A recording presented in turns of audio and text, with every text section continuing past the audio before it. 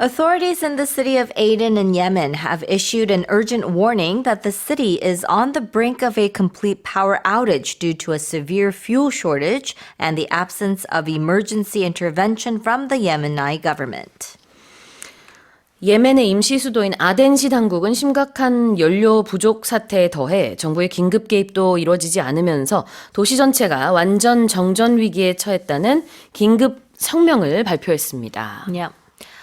So this emergency statement says that fuel reserves are nearly exhausted, leaving only the President Power Plant partially running at 65 megawatts with limited solar support during daylight hours. And they say that other stations are expected to shut down within 24 to 72 hours unless emergency fuel arrives. So this is according to the Electricity Corporation in Aden. And they're saying that the outage could trigger a humanitarian crisis, disrupting hospitals, water systems, and essential services. So it urged Yemen's Presidential Leadership Council to take immediate action. As you mentioned, Aden is Yemen's temporary capital, and it has suffered repeated electricity shortages due to aging infrastructure. There's a lot of political instability going on there, and chronic fuel supply issues. 그래요. 그 Aden, Aden이라는 곳이 그 예멘의 남쪽에 있습니다. 그리고 이제 우리는 아덴이라고 이제 얘기를 하죠. 영어로는 Aden. So, having a look at some of the expressions here, it says that the city is on the brink of a complete power outage. Yeah, so if you are on the brink of something, it means you're very close to experiencing or doing something. And it's often used for something that's very significant, critical, or dramatic. So in this case, a complete power outage. And it can be used for both positive or negative situations.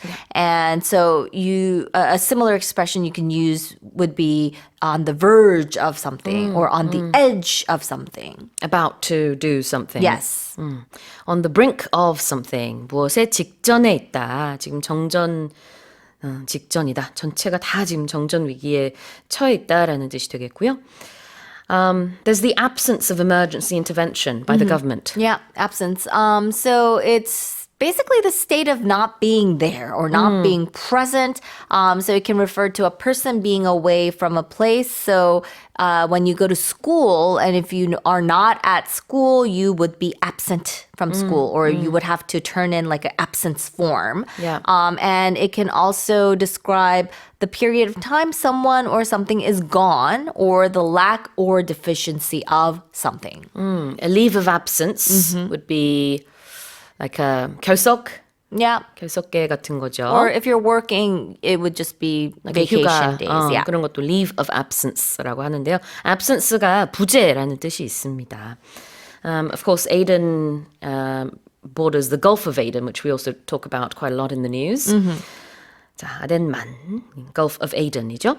자, 다시 한번 읽어보겠습니다. Authorities in the city of Aden in Yemen have issued an urgent warning that the city is on the brink of a complete power outage due to a severe fuel shortage and the absence of emergency intervention from the Yemeni government. Let's move on to the next headline. A large charred and smoldering object yet to be identified has been found in a remote part of the Australian desert, with officials saying it's probably a spent rocket part.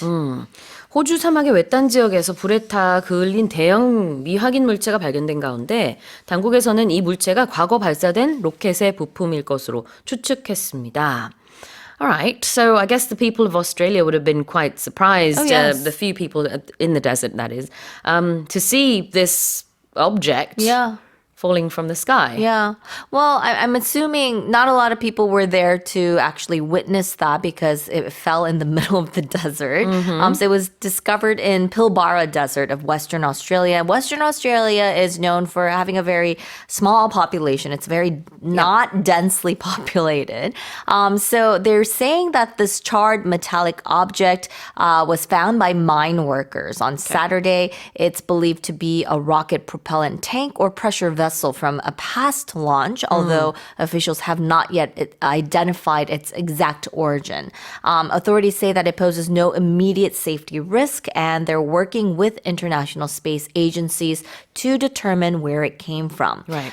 So while most space debris burns up during atmospheric re-entry, some fragments occasionally do survive and they fall to Earth, usually over oceans. And experts say that the discovery highlights the growing risks of orbital junk as satellite launches increase. So, I mean, just imagine something like this falling over A residential area. a residential Yeah, area that would or be a very terrible. densely populated area. People Yeah. could get hurt.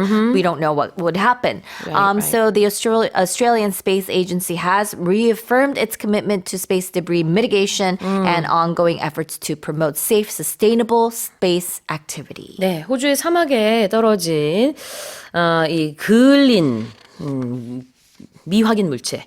예, 이게 이제 아마도 로켓의 일부분이었을 것이다. 그러니까 우주 쓰레기라는 얘기죠, 한마디로. Yep.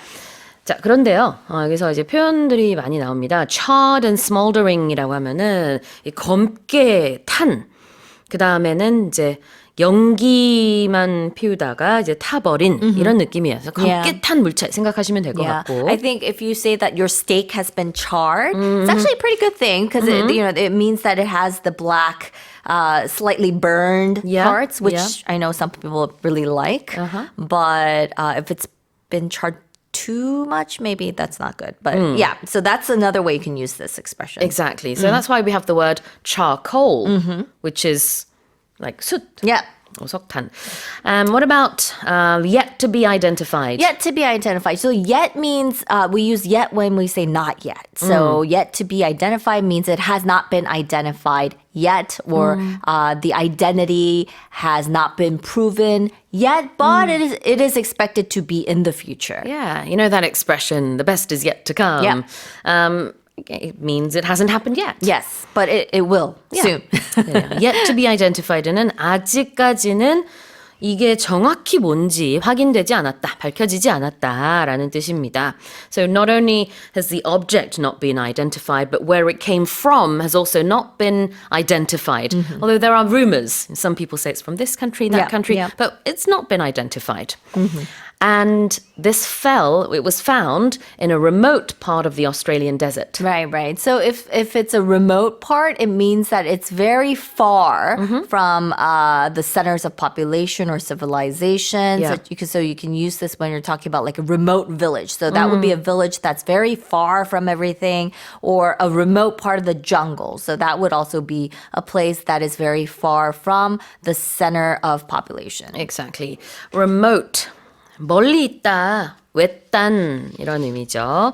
그래서 원격이라는 의미도 있는데요. Remote control, 리모컨이 사실 그 두 단어를 합쳐놓은 거겠죠. 근데 리모컨은 이제 콩글리시고 영어로는 그냥 remote 라고만 해도 remote control로 이해가 되는데 사실 요즘에는 뭐 이것도 필요 없죠. 그냥 우리가 리모컨으로 TV 보는 것보다 그냥 이제 스마트 기기로 스트리밍 사이트를 통해서 TV 프로그램 많이 보니까. Yep. 그래요. 그 다음에 이제 저 이 단어도 보고 싶은데요. A spent rocket part라고 할 때 이 spent가 동사가 아니고요. Yes. 형용사예요. 그래서 이렇게 많이 쓰이는 걸 못 보셨을 것 같은데 a spent rocket part means a used rocket part. 오래 사용이 됐다. 그러니까 새 거가 아니라는 의미로 보시면 되겠습니다. 자, 다시 한번 읽어볼게요. A large charred and smoldering object yet to be identified has been found in a remote part of the Australian desert, with officials saying it's probably a spent rocket part. Let's move on to the next headline. China has begun test runs of its newest high-speed train capable of reaching speeds of up to 450 kilometers per hour, with commercial service expected to start as early as next year. 중국이 최고 시속 450km까지 낼 수 있는 최신 고속 열차의 시험 운행을 시작했으며 빠르면은 내년부터 상업 운행을 시작할 전망입니다. Tell us more. Yeah, so it's called the CR450, and it's being called the world's fastest electric multiple unit, and that's EMU. And it's currently undergoing operational evaluation on the Shanghai, Chongqing, Chengdu high-speed rail line. Okay. So just the name CR450, it must stand for something, and that's actually the top speed of this train, which will reach 450 kilometers per hour, and it's going to complete 600,000 kilometers of test runs before it can actually enter commercial service. So its record-breaking performance is attributed to aerodynamic and structural innovations, including a 15-meter nose cone, fully enclosed bogies, and a lighter lower frame that together cut air resistance by 22%. So it's a really amazing sort of innovation. Yeah. And another thing that's noteworthy about this train is that it can accelerate from 0 to 350 kilometers per hour in just 4 minutes and 40 seconds. And that's about 100 seconds faster than current models that are in use. Wow. So the fastest speed for the KTX is roughly about 300 kilometers per hour. Yeah.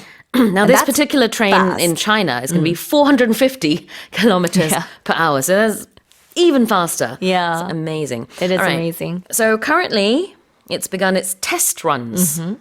If something goes for a test run, it's kind of like a trial run or a preliminary attempt to try something out, because you have to see if this is safe and you have to see if this is operatable. So you use this expression when we're talking about like a new machine that's been developed, or it could even be like a process if the government is going to if it created some sort of new policy, they might go through a test run to see if it actually works. So it could refer to a process or a plan that is going through a trial run to make sure that it works correctly before it is used in its official capacity. Exactly. 시험운행, 시범운행 다 될 수가 있겠죠. Test run. And to be capable of something? To be capable of something means you would have the ability or power or qualities to do something, or it also means being susceptible to a particular effect. So you can talk about someone's personal skills, in this case, a machine's function, or a situation's potential, saying that it's capable of something. 무엇을 할 수 있다, 뭐뭐 할 능력이 된다 할 때 something is capable of doing something. So this train in China is capable of reaching up to 453 kilometers per hour. That doesn't mean it will always run at that speed. Exactly. Sometimes it'll be a little bit slower, but it is capable of reaching that top speed. And next year, it's likely that this will become commercial. 아직까지는 시험 운행 중이고요. 상업화는 아마 내년 정도가 될 거라고 합니다. 자, 다시 한번 읽어볼까요?